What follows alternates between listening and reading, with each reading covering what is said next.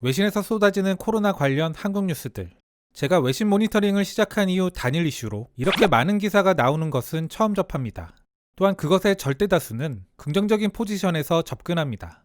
그런데 우리의 대처에 대해 성공적으로 평가하면서도 서구권 언론이 항상 문제 제기를 하는 부분이 하나 있습니다. 바로 광범위한 추적 전략이 불러오는 사생활 침해 우려에 관한 건데요.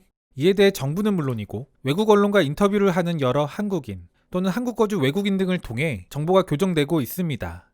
그럼에도 불구하고 끊임없이 재생산되는 게 바로 이 이슈입니다. 그렇다면 이러한 선택적 정보 취득 현상은 왜 일어나는 것일까요? 참고로 금일 클립은 제가 이전에 발행한 클립들과는 다소 다르게 개인적인 분석과 의견 중심입니다. 조심스러운 방식이지만 채널의 다양성을 위해 가끔씩 이런 식의 클립도 발행할 예정이며 별도의 카테고리와 영상 내 레이아웃으로 구분 짓도록 하겠습니다.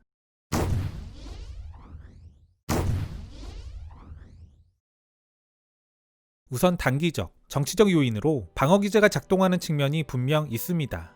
그 한 예로 예전에 한국산 진단키트의 품질이 떨어져 쓸 수 없다는 가짜뉴스가 무려 중앙일보를 통해 보도된 적이 있었는데요. 이 뉴스의 소스는 미국 의회 청문회였습니다.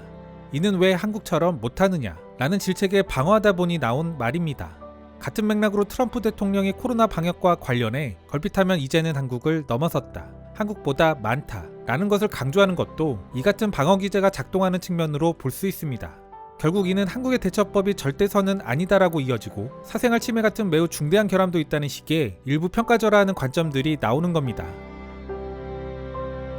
흔히 동양은 공동체주의, 서구 사회는 개인주의라 말합니다. 개인주의를 이기심의 관점으로만 받아들이는 것은 우리의 편협함일 수 있습니다.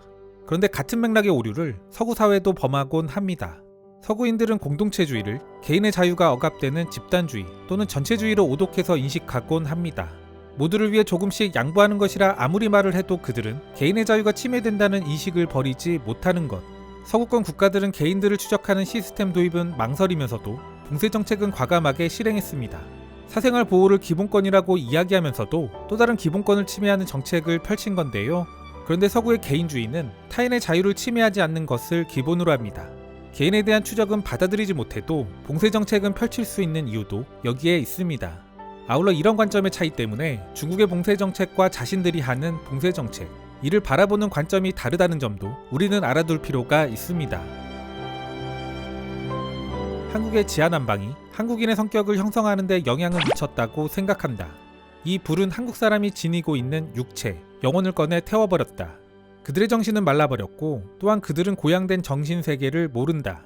사람만 그런 것이 아니라 말, 개, 그리고 소들도 그렇다. 한국은 야만의 나라다. 한국에서 왕을 아련하기로 계획되었으나 취소됐다.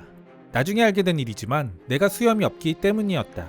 내가 수염을 기르지 않아 아련이 취소된 것이 믿기지 않지만 사실이다. 첫 번째 단락의 것은 1902년 독일에서 발행된 서울, 한국의 수도라는 책에 나온 한 대목이고, 두 번째 단락은 1896년에 출판된 한국에서의 사주라는 책의 한 대목입니다.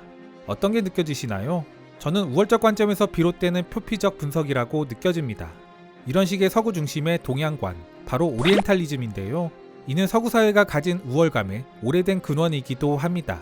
저는 이번 코로나에 대처하는 유럽인들의 반응들을 보면서 뿌리 깊은 오리엔탈리즘을 다시 한번 느꼈습니다. 오리엔탈리즘의 밑바탕에는 기본적으로 서구는 과학적, 합리적, 위생적이지만 동양은 비과학적, 미신적, 불결함을 갖고 있다는 편견과 이분법적 오류가 뿌리 깊게 자리하고 있습니다. 이는 앞서 소개한 것과 같은 그들이 만들어낸 각종 기획문, 문학작품, 학술서적 등에서 차고 넘치게 찾아볼 수 있습니다. 우리의 방역 성공은 소위 서구 선진 사회의 인식에서는 당혹스러운 측면이 있는 겁니다. 동양의 한 작은 나라가 고도의 민주주의적 가치를 지키면서 방역에 성공할 수는 없을 것이라는 그런 편견. 여기에는 오리엔탈리즘으로 대표되는 그들의 아시아에 대한 시각이 밑바탕에 깔려 있다고 저는 봅니다. 서구 사회가 거의 유일하게 호감적 관점에서 접근하는 아시아 국가, 바로 일본입니다. 그런데 그들에게 일본은 서구가 키워낸 국가라는 인식도 존재합니다.